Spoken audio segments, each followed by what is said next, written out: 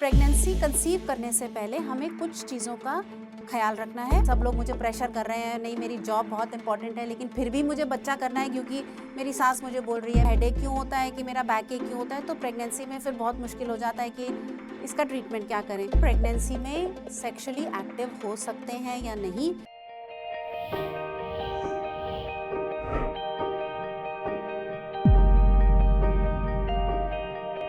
Hi everybody, I am doctor Seema Sharma. मैं senior consultant Apollo Cradle Motinagar में, और आज हम बात करेंगे कि हम अपने शरीर को प्रिपेयर कैसे करें ताकि हमें एक स्वस्थ प्रेगनेंसी रहे, स्वस्थ बेबी मिले और हम नॉर्मल डिलीवर कर सकें। प्रेगनेंसी कंसीव करने से पहले हमें कुछ चीज़ों का ख्याल रखना है।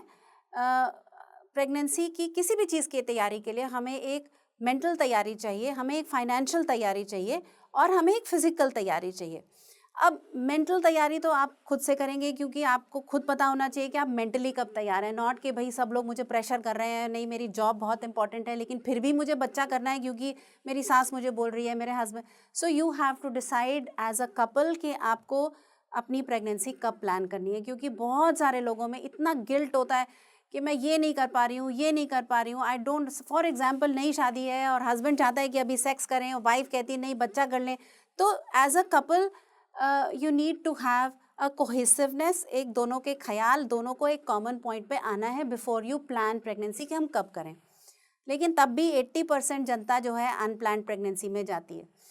दूसरा कि फाइनेंशियल तैयारी वो अब आपको खुद से करनी है, क्योंकि फाइनेंशियल तैयारी में आप चाहे SIPs में डालिए या रेगुलरली पैसा इन्वेस्ट करिए, बच्चे के नाम से एक फ़ंड खोल के, वो आपकी अपना आउटलुक है। अब मैं बात करूंगी कि फिजिकल तैयारी आपको कैसे करनी है। फिजिकल तैयारी में सबसे पहले तो आप कोशिश करिए कि आपका लाइफस्टाइल बेस्ट से बेस्ट हो। अगर आप स्मोकिंग करते हैं तो कोशिश कीजिए छोड़ दें, या छोड़ नहीं सकते तो कम से कम जितना मैनेज कर सकते हैं। अगर आप अल्कोहल लेते हैं, that is for the women, that if you are taking alcohol, try and reduce it, and when you feel कि अब आपका प्रेगनेंसी टेस्ट पॉजिटिव आ गया, उसके बाद आपको टोटली छोड़ देना है अल्कोहल। तीसरा, आजकल आम लोग पार्टीज़ में हुक्का या हैश या ग्रास या ऐसी चीज़ों का इस्तेमाल करते हैं। वो सब चीज़ें बच्चे के लिए अच्छी नहीं है, बेबी का ग्रोथ रिस्ट्रिक्शन हो सकता है। वो सब चीज़ें प्रेगनेंसी में अलाउड नहीं होती हैं। तो अपने आप को कुछ टाइम दीजिए जिसमें आप वो छोड़ सकें। तीसरा, सबसे इम्पॉर्टेंट कि एक तरह का मल्टीविटामिन जिसको हम फॉलिक एसिड कहते हैं, वो आपको कंसीव करने से 3 महीने पहले शुरू करना है। तो हमें नहीं पता कि हम एक्चुअली कब कंसीव हो जाएंगे। सोचिए आप कहते हैं कि अब हमें नेक्स्ट ईयर कंसीव करना है, तो आप अभी से ही 2 या 3 महीने पहले रोज़ फॉलिक एसिड का सेवन रेगुलरली करेंगे। और अगर आपको कुछ भी प्रॉब्लम है, आपको एपिलेप्सी है, आपको कोई और प्रॉब्लम है फॉर एग्जांपल, आप उसको पहले ही डायग्नोस करके सॉर्ट आउट कर लीजिए। लॉट ऑफ पीपल से मुझे हेडेक बहुत होता है, मुझे बैक एक बहुत होता है। तो ये सोचिए कि प्रेगनेंसी में ये चीज़ें बढ़ सकती हैं, लेकिन आपने प्रेगनेंसी से पहले ही डायग्नोज नहीं किया कि मेरा हेडेक क्यों होता है, कि मेरा बैक एक क्यों होता है, तो प्रेगनेंसी में फिर बहुत मुश्किल हो जाता है कि इसका ट्रीटमेंट क्या करें।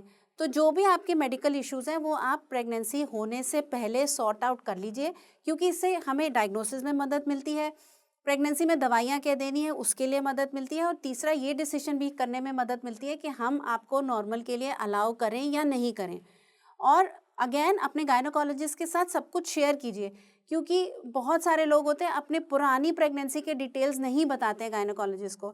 उसमें से कुछ कुछ डिटेल्स इंपॉर्टेंट होते हैं कि हमें वो अगली प्रेगनेंसी में फिर से हो सकता है।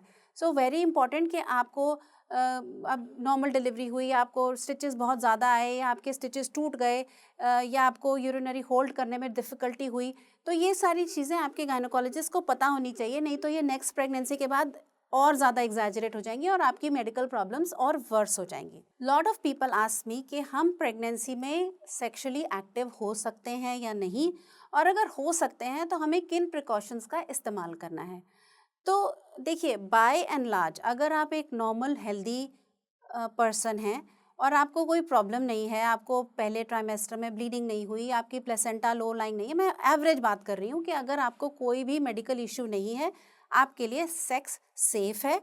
आप अपनी पोजीशन चेंज कर सकते हैं, आप अपने बटक्स के नीचे पिलो रख सकते हैं ताकि वो बेली जो अगर आपकी बड़ी हो गई है वो आपके रिलेशंस के टाइम पे बीच में ना आए, आप कंफर्टेबली रिलेशंस कर सकें।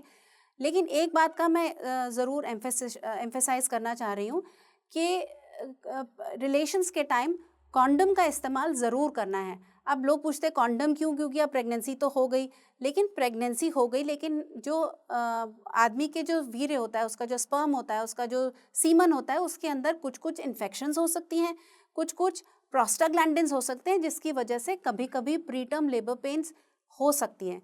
तो अगर आपको पुरानी हिस्ट्री रही है कि आपका टाइम के पहले बेबी हो गया था, या आपके बीच में ब्लीडिंग हो गई थी, या आपको कुछ भी प्रॉब्लम है, वो आपकी गायनोकोलॉजिस्ट आपको बता सकती हैं। लेकिन sex is very safe if it is done the right way. और अगर आप बहुत फोर्स नहीं लगाते हैं, आप नेचुरल पोजीशंस में करते हैं, और ये ध्यान रखते हैं कि आप जब भी अनकंफर्टेबल हो रहे हैं सेक्स से, तो आप उसी टाइम बंद कर दीजिए। और अगर कुछ भी इशू होती है, आपके पेट में दर्द होती है, आपको यूरिन में इन्फेक्शन होता है, कुछ भी इशू होता है, तो आप अपने गायनोकोलॉजिस्ट के साथ मिलके उसको सॉर्ट आउट कर सकते हैं। Thank you.